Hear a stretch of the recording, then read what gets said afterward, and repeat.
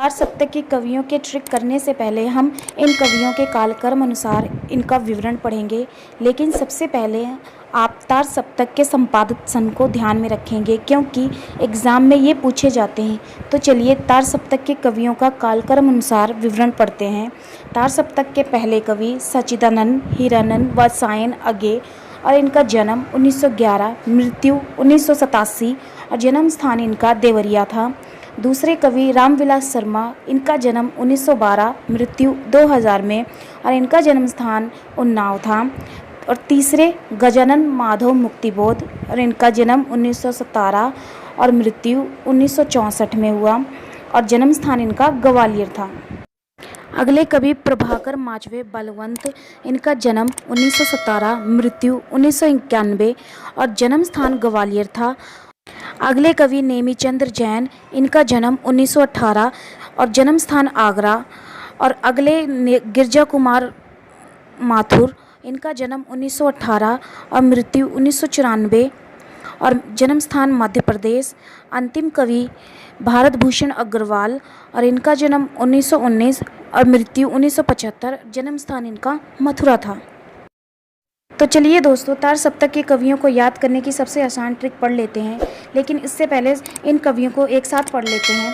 तो पहले कवि सच्चिदानंद हीरानंद वात्स्यायन अगे, दूसरे रामविलास शर्मा, तीसरे गजानन माधव मुक्तिबोध, चौथे प्रभाकर माचवे बलवंत, पाँचवें नेमीचंद्र जैन, छठवें गिरजा कुमार माथुर और अंतिम सातवां भारत भूषण अग्रवाल। और इनको पढ़ने का जो ट्रिक है दोस्तों वो ये है, अगे राम ने गज पर नहीं गिरने दी भारती, जिसमें अगे मतलब सच्चिदानंद हीरानंद वात्स्यायन अगे, राम मतलब रामविलास शर्मा, ने इसमें साइलेंट है और गज मतलब गजानन माधव मुक्तिबोध, पर मतलब प्रभाकर माचवे बलवंत, नहीं मतलब नेमीचंद्र जैन, गिरने इसका मतलब गिरजा कुमार माथुर, दी इसमें साइलेंट है और भारती मतलब भारत भूषण अग्रवाल। इस तरह से आप इन कवियों के नाम नहीं भूलेंगे क्योंकि एक ही लाइन में इन सातों कवियों के नाम दे दिए गए हैं, जैसे कि अगे राम ने गज पर नहीं गिरने दी भारती। इसी तरह से अब हम दूसरे सप्तक के कवियों को भी करेंगे। तो चलिए दोस्तों, उसको भी कर लेते हैं। दूसरे सप्तक के कवियों की ट्रिक करने से पहले इनका संपादित सन 1951 ध्यान में रखेंगे। तो चलिए दूसरा सप्तक के कवियों का कालक्रम अनुसार विवरण पढ़ लेते हैं। दूसरे सप्तक के पहले कवि हैं शमशेर बहादुर सिंह, इनका जन्म 1911, मृत्यु 1993 और जन्म स्थान देहरादून है। दूसरे हैं कवि भवानी प्रसाद मिश्र, इनका जन्म 1913, मृत्यु 1985 और जन्म स्थान होशंगाबाद है। तीसरे कवि शकुंत माथुर, इनका जन्म 1922 और जन्म स्थान दिल्ली है। अगले कवि हरिनारायण घनश्याम व्यास, इनका जन्म 1923, जन्म स्थान मध्य प्रदेश। अगले कवि नरेश मेहता, इनका जन्म 1924, जन्म स्थान गुजरात। और अगले कवि धर्मवीर भारती, जन्म 1926, मृत्यु 1997, जन्म स्थान इलाहाबाद। और अंतिम कवि रघुवीर सहाय, इनका जन्म 1929 और मृत्यु 1990 और जन्म स्थान लखनऊ है। दूसरे सप्तक के कवियों को याद करने का आसान ट्रिक ये है, लेकिन उससे पहले दूसरे सप्तक के सातों कवियों को एक साथ पढ़ लेंगे।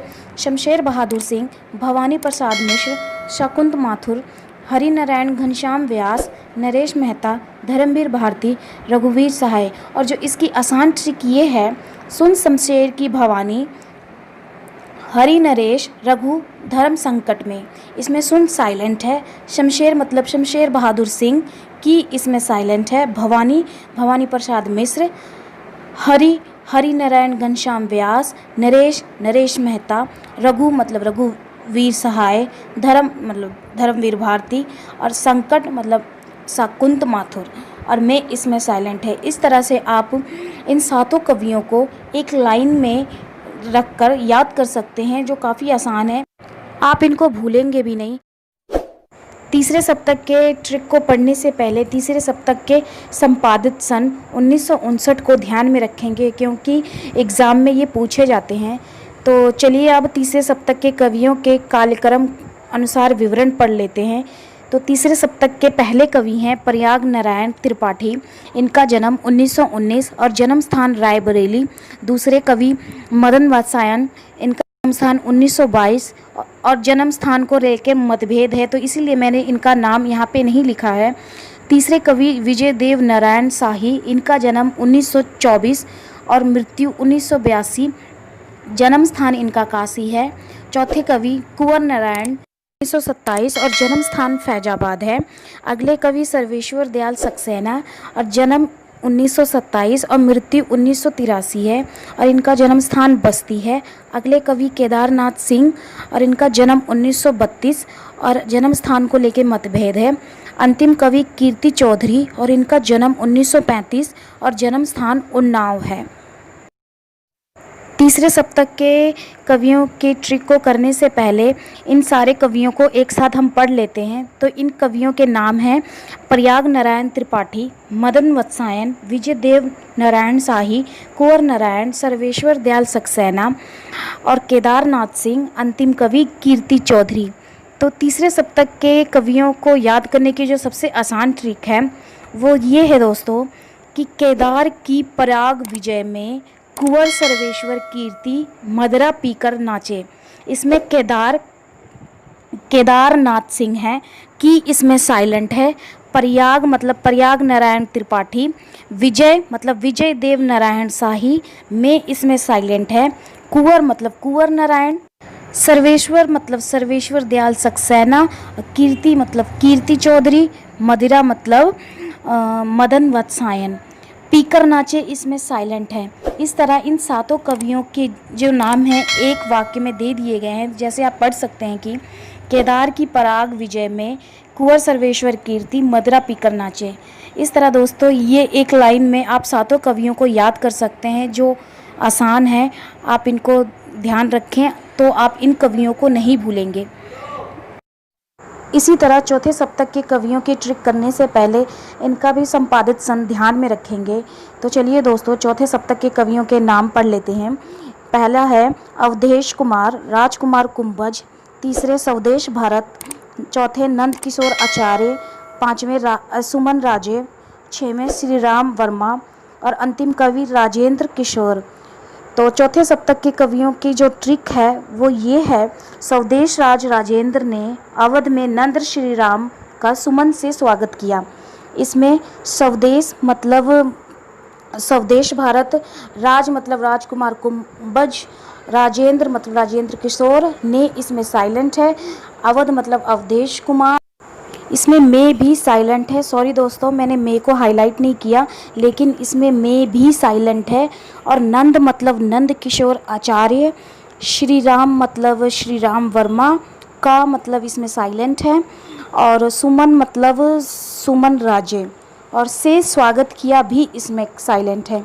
इस तरह से आप सातों कवियों को एक वाक्य में याद कर सकते हैं, जो है स्वदेश राज राजेंद्र ने अवध में नंद श्री राम का सुमन से स्वागत किया।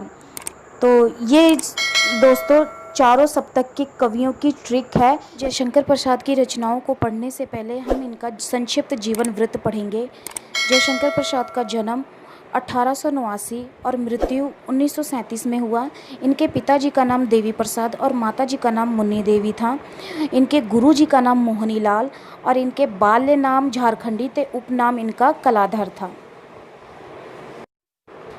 जयशंकर प्रसाद की महत्वपूर्ण काव्य कृतियाँ थीं उर्वशी 1909, वन मिलन 1909, प्रेम राज्य 1909, अयोध्या का उद्धार 1910, शोकोच्छ्वास 1910, वरभुवाहन 1910, कानन कुसुम 1913, प्रेम पथिक 1914, महाराणा का महत्व 1914, चित्राधार 1918, झरना 1918, आंसू 1925, लहर 1933 और कमायनी 1935। दोस्तों जयशंकर प्रसाद की ये महत्वपूर्ण काव्य कृतियाँ हैं जो एग्ज़ाम में बार बार पूछी जाती हैं, तो कोशिश करिए कि आप इनको याद रखें। अब जयशंकर प्रसाद की हम कहानी संग्रह करेंगे जो बहुत ही ज़्यादा इम्पोर्टेंट है।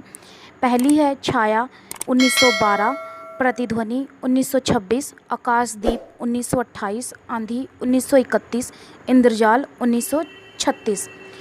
और महत्वपूर्ण इनकी प्रसिद्ध उपन्यास जो हैं कंकाल 1929, तितली 1934 और इरावती 1936। दोस्तों, इसी तरह जयशंकर प्रसाद के प्रसिद्ध नाटक जो हैं सज्जन 1910, कल्याणी परिणय 1912, करुणालय 1912, प्रायश्चित 1913, राजश्री 1915, वैशाख 1921, अजातशत्रु 1922, जन्मेजय का नाग 1926, कामना 1927, कंदगुप्त 1928 और एक घूट 1930, चंद्रगुप्त 1931 और ध्रुव स्वामिनी 1933। ये जयशंकर प्रसाद की बहुत ही ज़्यादा इम्पॉर्टेंट प्रसिद्ध नाटक है। जयशंकर प्रसाद की रचना के बाद अब हम सूर्यकांत त्रिपाठी निराला की रचनाओं को पढ़ेंगे, पर उससे पहले हम इनका संक्षिप्त जीवन वृत्त एक बार पढ़ लेते हैं। इनका जन्म 1899 और मृत्यु 1961 में। जन्म स्थान इनका महिषादल मेदिनीपुर, मृत्यु स्थान इनका इलाहाबाद। पिता का नाम इनका राम सहाय त्रिपाठी, पत्नी इनकी मनोहर देवी और पुत्री सरोज थी। निराला जी ने अपनी पुत्री सरोज की मृत्यु पर सरोज स्मृति नामक एक कविता रचना भी की है, जो अपने सिलेबस में भी है। निराला जी की जो महत्वपूर्ण काव्य कृतियाँ हैं वो हैं जूही की कली। जूही की कली इनकी प्रथम काव्य रचना है जो 1916 में, अनामिका 1923, परिमल 1930, गीतिका 1936, तुलसीदास 1928, कुकुरमुत्ता 1942, अणिमा 1943, बेला 1946, नए पत्ते 1946, अर्चना 1950, आराधना 1953, गीत कुंज 1954, सांध्याकली 1969 में रची हैं ये सारी रचनाएं, जो अपने आप में बहुत ज़्यादा महत्वपूर्ण हैं। इसी तरह सूर्यकांत त्रिपाठी निराला जी की प्रमुख उपन्यास अप्सरा 1931, अलका 1933, निरुपमा 1936, प्रभावती 1936, चोटी की पकड़, काले कारनामे 1950 हैं। निराला जी की जो प्रमुख कहानी है वो है लिली 1934, सखी 1935, सुकुल की बीवी 1941। निराला जी की आलोचना कृतियां हैं रविंद्र कविता कानन, पंत और पल्लव, प्रबंध पद।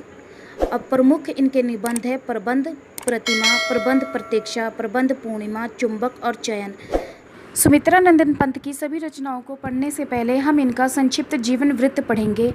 सुमित्रा नंदन पंत का जन्म 1900 में और मृत्यु 1977 में हुआ। जन्म स्थान इनका कोसानी अल्मोड़ा स्थान था और मृत्यु स्थान इनका इलाहाबाद और बाल्य नाम इनका गोसाई दत्त था। सुमित्रा नंदन पंत की पहली कविता गिरजे का घंटा 1916 है। दोस्तों, सुमित्रा नंदन पंत की सभी काव्य रचनाओं को विद्वानों ने 4 चरणों में बांटा है। पहली छायावादी हैं। छायावादी में जो रचनाएं रखी गई हैं वो है उच्छ्वास 1920, ग्रंथि 1920, वीणा 1927, पल्लव 1928, गुंजन 1932 रचनाएं हैं। और प्रगतिवाद में जो रचनाएं रखी गई हैं वो है युगांत 1936, युगवाणी 1939 और ग्राम्या 1940। सुमित्रा नंदन पंत की तीसरे चरण में जो रचनाएं रखी गई हैं उसका नाम है अंतस चेतनावादी।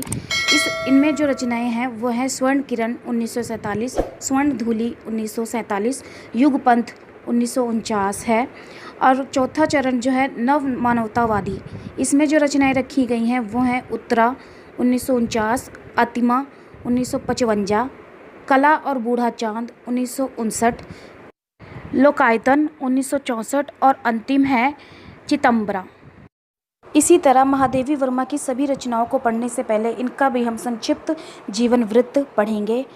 महादेवी वर्मा का जन्म 1907 और मृत्यु 1987 में हुआ। जन्म स्थान इनका फर्रुखाबाद, मृत्यु स्थान इनका इलाहाबाद। इनके पिता का नाम गोविंद प्रसाद और महादेवी वर्मा को आधुनिक युग की मीरा भी कहा जाता है। महादेवी वर्मा की सभी महत्वपूर्ण काव्य कृतियाँ जो हैं, निहार 1930, रश्मि 1932, निर्जा 1935, सांध्या गीत 1936, यामा 1940, दीपशिखा 1942, सप्तपर्ण 1960। महादेवी वर्मा की जो ये काव्य कृतियाँ हैं दोस्तों, ये बहुत ज़्यादा महत्वपूर्ण हैं, जो अक्सर एग्ज़ाम में पूछी जाती हैं, तो कोशिश करिए इनको भी आप याद रखें। महादेवी वर्मा के जो प्रमुख निबंध हैं वो श्रृंखला की कड़ियाँ 1942, क्षणधा 1957, साहित्यकार की आस्था 1964, सभाषण 1975, भारतीय संस्कृति के स्वर 1984, संकल्पता 1968, विवेचनात्मक गद्य। इसी तरह से इनकी प्रमुख रेखा चित्र हैं जो अतीत के जलचित्र 1941, स्मृति की रेखाएं 1943, पथ के साथी 1956, मेरा परिवार 1972। दोस्तों, ये थी आधुनिक काल में छायावाद के स्तंभ कवियों की सभी महत्वपूर्ण काव्य रचनाएं, जिनको मैंने 2 वीडियो के माध्यम से पढ़ाया है। तो कोशिश करिए कि आप इन सभी रचनाओं को याद रखें, जो बहुत ही अधिक महत्वपूर्ण हैं, जो एग्ज़ाम में अक्सर पूछी जाती हैं। तो कोशिश करिए कि इनको आप याद रखें। तो चलिए दोस्तों, अब हम एक नए टॉपिक के साथ अगले वीडियो में मिलते हैं।